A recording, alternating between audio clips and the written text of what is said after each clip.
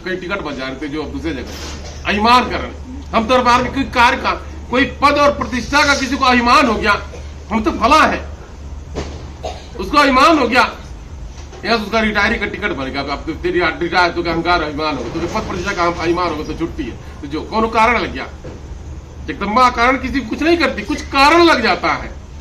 जीवन में आप नहीं समझ पाते। जब आरती गंगा जी जब बाढ़ आता है, तमाम कूड़ा करकट अलमट पेड़ पौधा बहा करके ले जाती हैं और सब कुछ जगह जगह छोड़ती चली जाती है, लोग समझ नहीं पाते, समझ नहीं पाता, जगह जगह ढेर लग गया।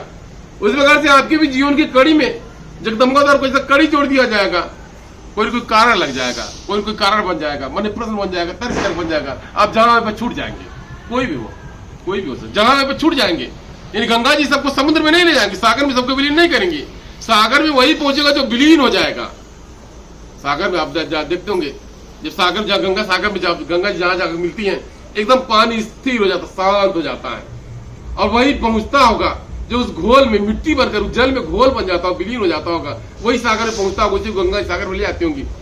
माता जी उसी को उस भावसागर से पार करेंगी जो विलीन हो जाएगा, माता जी विलीन हो जाएगा, माता जी में अपना माता जी मिल जाएगा, रंग जाएगा, जुड़ जाएगा, तर्क वितर्क किंतु परंतु लेकिन शायद खत्म हो जाएगा, वह उस भावसागर से पार उतर जाएगा। ऐसा एक खास विषय, एक खास बात।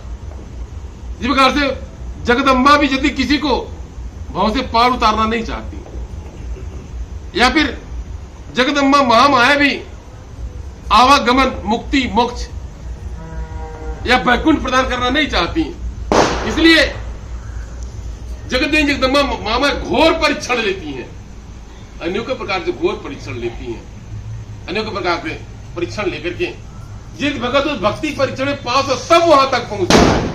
इतने काफी समय लग जाता, 10 साल 15 साल 20 साल लगने के बाद भी लास्ट में जगदम्बा ने एक परीक्षण ले लिया, उसकी भक्ति का कोई कारण बना करके, जिस प्रकार से टायर या ट्यूब में हवा भर जाता था तो थोड़ा सा चुभा दीजिए निकल जाता है, उसका एयर निकल जाएगा, हवा निकल जाएगा, उसी प्रकार से इतने दिन की भाव भक्ति एक थोड़ा सा परीक्षण जगदम्बा ने ले लिया।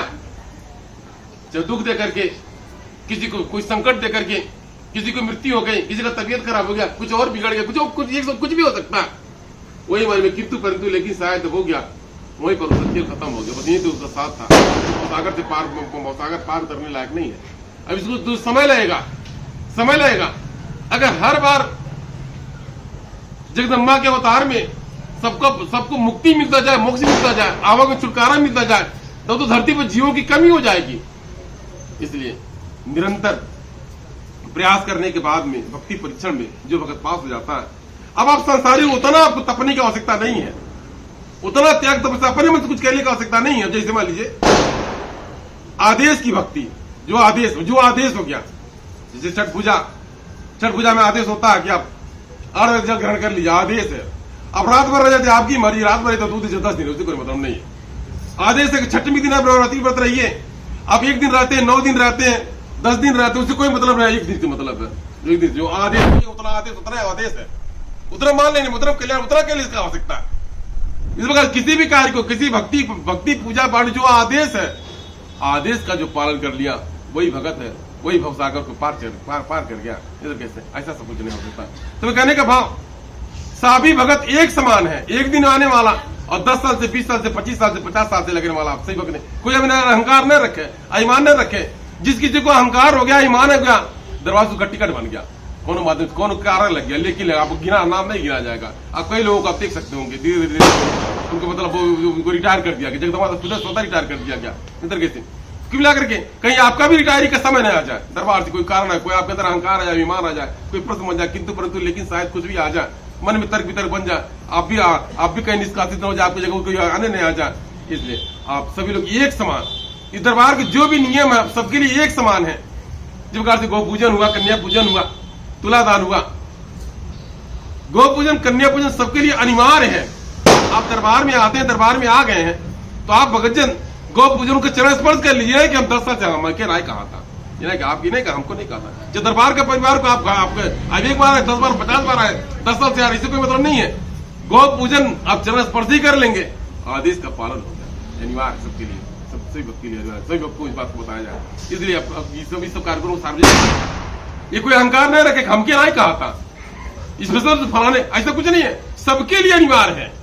वह अनिवार्य विषय, सबके लिए अनिवार्य। आप चढ़ाइए स्पर्श कर लीजिए, वह आदेश का पालन है। तुलादान स्वेच्छा है, आपकी मर्जी। आपका तबीयत खराब रहता है, कोई दिक्कत है, कोई ग्रह, कोई दशा खराब है, कोई कुछ भी इस तरीके से है, कोई भाव दुखाने वाला और कुछ है, आप तुलादान करें, आपकी स्वेच्छा, आपकी स्वेच्छा। किंतु कन्या पूजन होता, कन्याओं को चरणस्पर्श कर लीजिए, कुछ टीका लगा लीजिए, चरणस्पर्श कर लीजिए, उनको दक्षिणा प्रदान कीजिए, कुछ भोग लगा लिए, सबके लिए अनिवार्य है, सबके लिए, सब भक्त अनिवार्य है, सबके लिए अनिवार्य है। यहाँ पर अक्षत पुष्प का प्रसाद मिलता, सबको प्रसाद लेना अनिवार्य है।